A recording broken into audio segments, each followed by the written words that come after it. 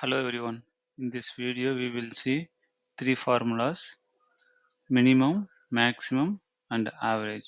How to find out the minimum value and how to find out the maximum value and average of the value.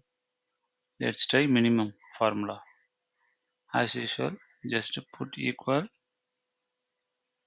minimum, open bracket, select all the values, close to bracket, enter. So the answer is 124. So on this list 124 is the minimum value. Let's try maximum formula. Same. Close the existing one.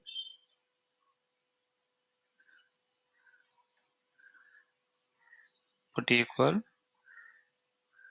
max, open bracket, select all the value, close to bracket, enter. Here we can see 133 is the output. So on this list 133 is the highest number, the maximum number. Also we will try average formula.